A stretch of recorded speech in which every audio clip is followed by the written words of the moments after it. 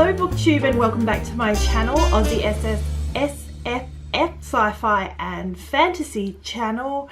I'm Sarah and today I'm coming at you with a Top 5 Wednesday, and that is Future Classics.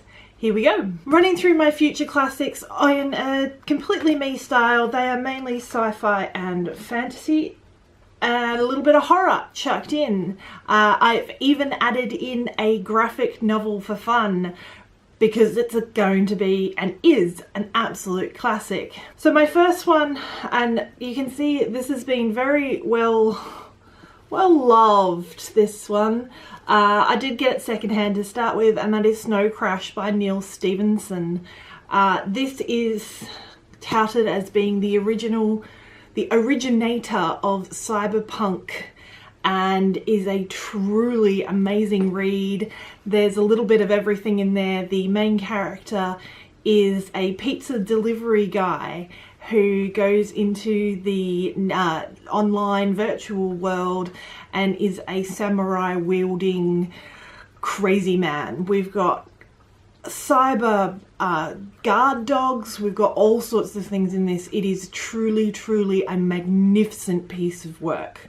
And anyone who wants to get into cyberpunk or science fiction and the future of the net and that sort of thing, this is the one to read, Snow Crash. My next one is, I think, the only one in my list, is one of only two in my list that have been published since 2000, and this is the Night Circus. I have mentioned this one before and my absolute love of it, and it never ceases to amaze me. A lot of these I've read more than once, and this is about the only one I haven't. I really adore this book. I wish it was a series, not a standalone. And it's about the circus arrives in town, and we've got these feuding wizards who set their daughter and adopted son against each other, who end up in love, and it is a beautiful fantasy world where magic is real, and even just everyday magic is real as well, as such as going to the circus for a night. And that one is by Erin Morgenstein.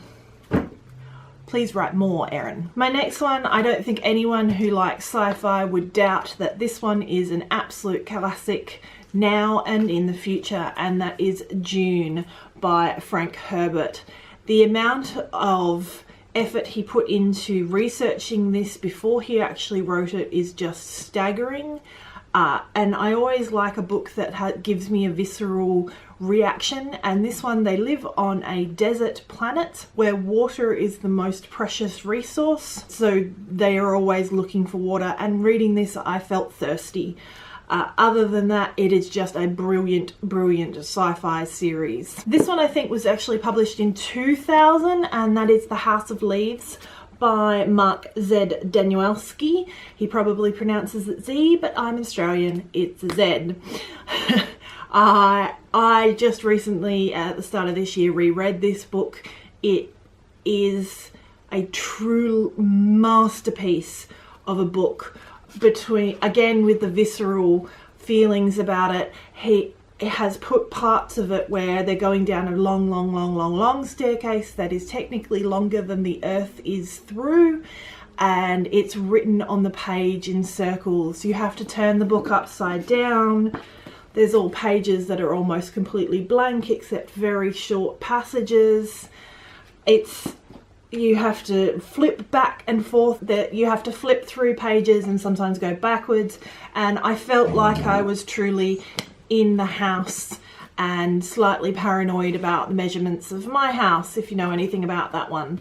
Also, this is the full colour edition with beautiful inserts, etc. If you're going to read it, get the full colour remastered version. It really does add a dimension to that book, and the horror in it is amazing. My graphic novel for this one is out of the slipcover, a beautiful remastered editions of Absolute Sandman by Neil Gaiman. This is volume 1. There's 5.